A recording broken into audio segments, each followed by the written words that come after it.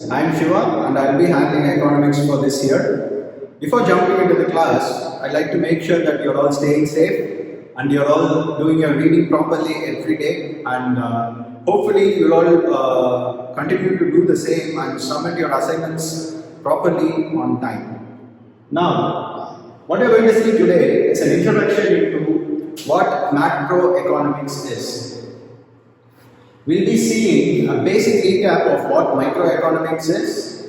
We'll be seeing the meaning of macroeconomics. We'll be seeing how a circular flow of income happens in a macroeconomic environment. We'll be seeing about the importance of macroeconomics. We'll be seeing its scope, limitations, and we'll be seeing definitions of different economy models and their basic types.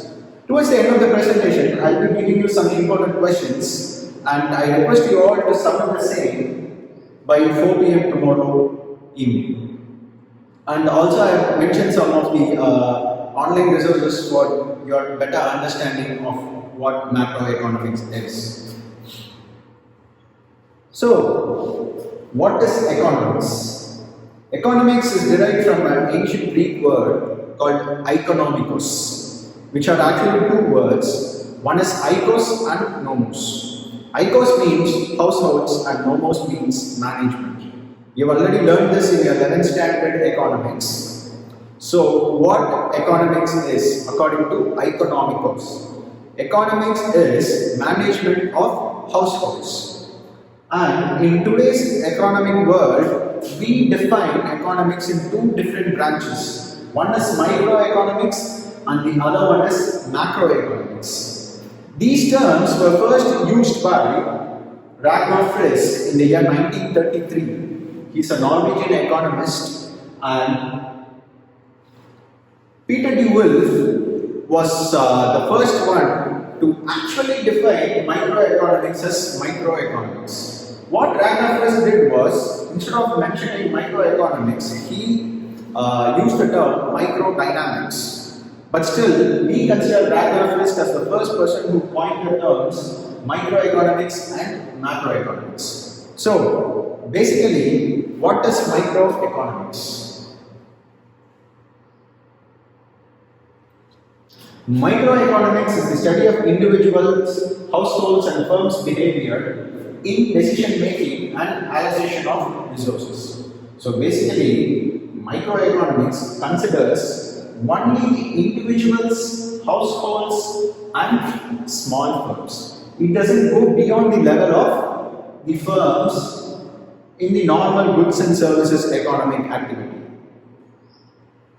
So, a better way to explain this, microeconomics deals with what choices people make. That is, what we buy, what we sell. It doesn't go beyond that. What factors influence their choices? So if you are going to buy something, what are the factors that influence us? That comes under microeconomics. For instance, if you are going to buy a shirt, what factors influence us to buy a shirt? That is what comes under microeconomics. So, how their decisions affect the goods market by affecting the price, the supply and demand. So basically, what we are seeing in microeconomics is, it doesn't go beyond, like I said before, goods and services industry. We are talking only about the price at the level of the goods and services. We don't go beyond the level of goods and services. We don't talk about balance of trade. We don't talk about foreign exchange. We don't talk about fiscal policies. We don't talk about monetary policies in microeconomics. Instead, we talk about the supply and demand of a product. We don't talk beyond that in microeconomics. So, John Maynard Keynes, he wrote a book called The General Theory of Employment, Interest and Money. In fact, this book brought him the name the father of modern macroeconomics, because in his book, The General Theory of Employment, Interest and Money, he talks about the Great Depression that happened in the USA. He talked about how products which were manufactured remained unsold and how unemployment was seen everywhere. This actually brought economics into mainstream, and this actually brought the topic of macroeconomics into mainstream. So, what is macroeconomics? If you can see here, this image is very self-explanatory. We have microeconomics at the bottom, but apart from that, we have all the other economic activities and economic aggregates which comprises or which in turn leads to what a macroeconomy is. We talk about unemployment, we talk about national income, we talk about inflation, we talk about national output, we talk about GDP, we talk about the relationships between different economies in the regional level, different economies in the global level, different economies in the national level. All these things, if you study the economy as a whole, it becomes macroeconomics. Like what we saw for economicos, macroeconomics was also derived from a Greek word called macros, which basically means large. And all these are the terms, all these are actually only some, very few of the terms that comes under the purview of macroeconomics. For instance, we talk about what employment status is in India. It is a macroeconomic term. If you consider this only in a regional level, or if you consider this only in a very, very low level, let us say if you are talking about employment inside a firm alone, it is microeconomics. But if you talk about employment as a state as a whole, or as South India as a whole, or as our nation as a whole country, it becomes a macroeconomic aggregate. The same goes for all these terms.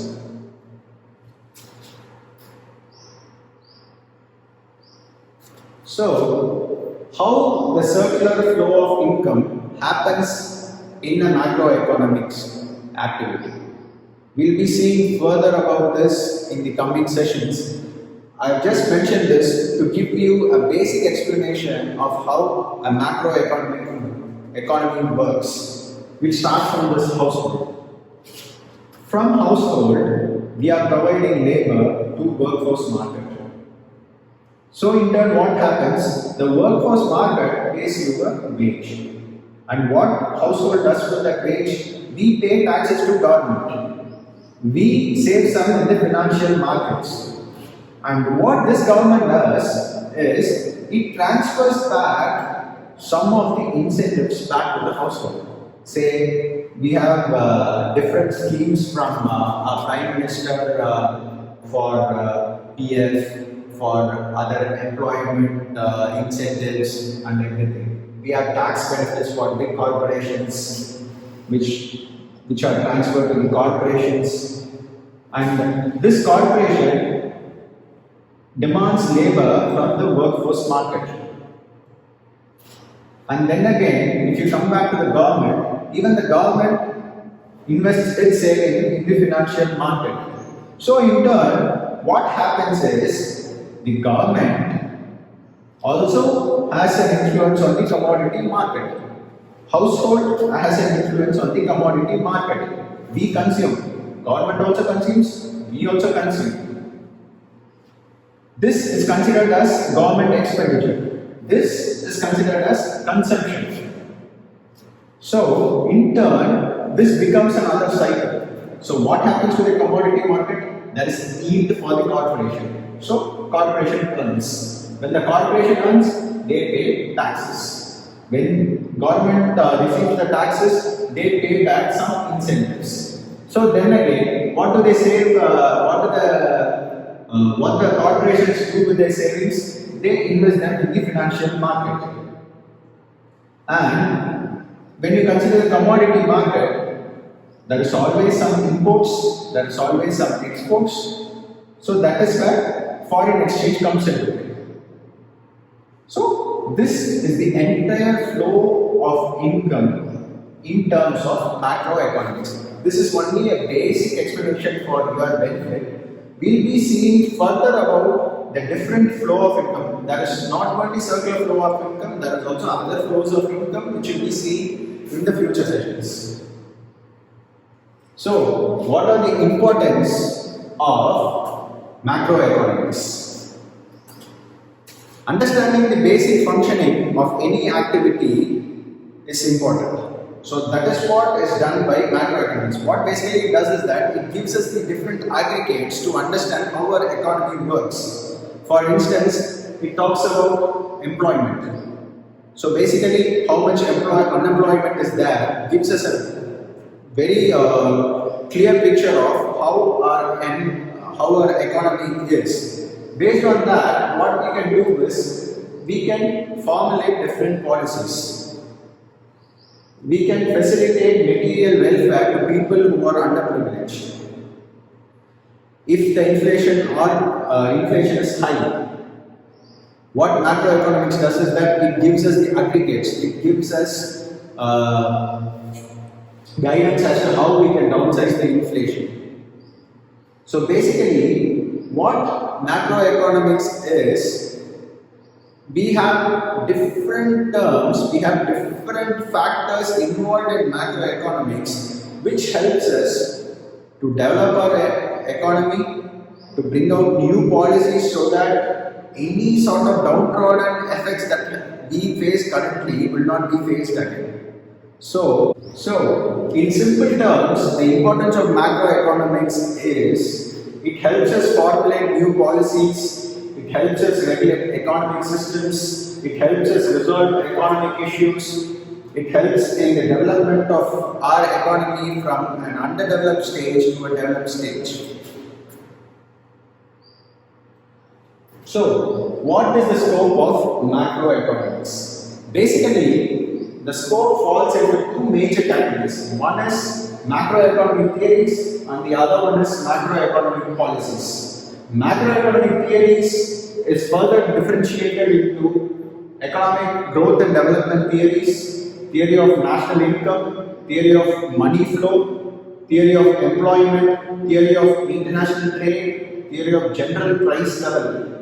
For instance, the general price level considers mainly the wholesale price index and consumer price index. What it does is that considering both wholesale price index and consumer price index, and along with this, the other price indexes, we formulate a specific policy, a specific monetary policy to make sure that our economy stays on stage. Also, we are talking about the business cycle that normally any economy goes through. There are actually 4 different stages in a business cycle. One is starting with boom, then a recession happens, then depression, and then recovery happens. So in all these 4 stages, the aggregate measurements of the macroeconomic values that we learn every day is very important. That is, what I'm trying to say is, if a business is going through a boom, you need to understand where you are doing good.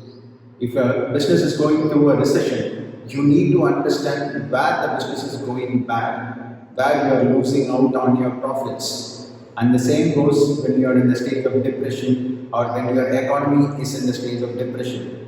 And for the next stage of recovery to happen, you have to make sure that you are taking the necessary steps and you are forming necessary policies to bring the economy back on track.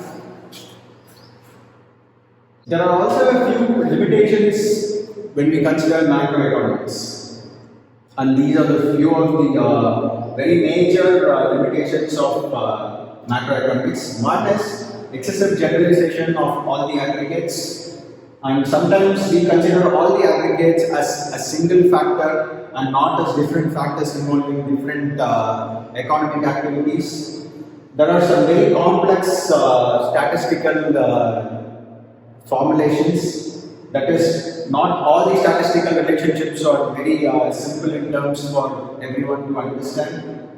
And in terms of macroeconomics, we always neglect individual consumers. As I said before, the individual consumers come only under microeconomics and not under macroeconomics. In macroeconomics, only the higher order economic activities like foreign exchange, imports, exports are considered.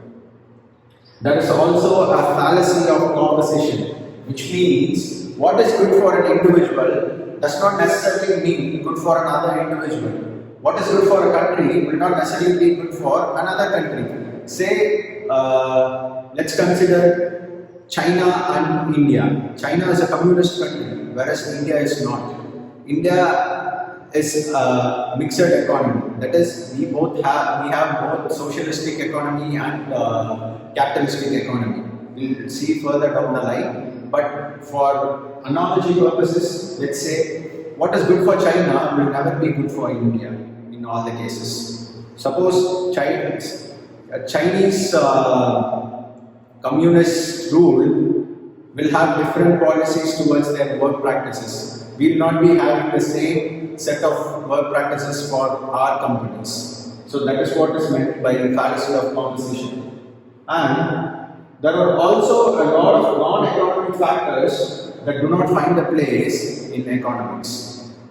What this means is that even though they are non-economic factors, some are very important that they need to be considered in macroeconomics. And all these factors are not considered because according to macroeconomics, they don't directly involve or they don't directly influence what happens in an economy, but they indirectly influence what happens in an economy. For instance, we don't consider natural events in macroeconomics, but sometimes, say in case of the current pandemic that we are going through, even though it does not directly affect the economy, it still affects the economy. But things like the current pandemic will not find a place in macroeconomic studies. So, what is economy? We will see some basic definitions. A system by which people earn their living. That is, a system where people earn something by doing some work or by selling something. An economy is a cooperation of producers and workers to make goods and services that satisfy the wants of the consumers. So, what I see here is we are bringing together manufacturers to make products for the consumers so that it meets the wants of the consumers. So, this is an economy where buying and selling happens. An economy is referred to any system or area where economic activities are carried out. What we consider as economic activities is production and consumption. Any economy where production and consumption happens is called economy. Basically, what economy tries to achieve is it wants to grow. Whatever economic activity you do, the basic outcome of it or the basic expectation from that economic activity is to achieve the necessary growth for the economic activity to flourish. Now we are going to see the different types of economy. We differentiate economy into various types based on status of development, system of activities, the scale of those activities, the nature of functioning, the nature of its operations, the nature of advancement, and the level of national income. When you see one by one, based on the development status, we have 4 different types. One is developed, undeveloped, underdeveloped, and developing. If you see a developed economy, you can consider USA, Japan, Germany. If you see a developing economy, you can consider India. If you see an undeveloped economy, you can see third world countries in Africa. System of activities, you can see capitalistic economy, socialistic economy, and mixed economy. Considering capitalistic economy, you can consider USA and Japan. A socialistic economy is China, Russia. A mixed economy is a country like India. Based on scale of activities, we have two different types: small economy, large economy. Based on their nature of functioning, we have static economy and dynamic economy. Based on their operation, we have closed economy and open economy. Based on their advancement, we have the traditional economy where still all the traditional practices are being followed, and modern economy. Based on level of national income, we have low income, medium income and high income groups. These are all some of the basic definitions, basic types of different economies that we can narrow all the countries down into. Like how we have given examples for these two differentiations, try to find out examples for all the other differentiations. These are some of the important questions. Please do write them down in your notebooks and submit it through your classroom app before tomorrow evening at 4 o'clock. As I said before, I have also given some online reading material for you. You can go through them when you are free. And I'll be sharing something called an exit ticket by the end of the day.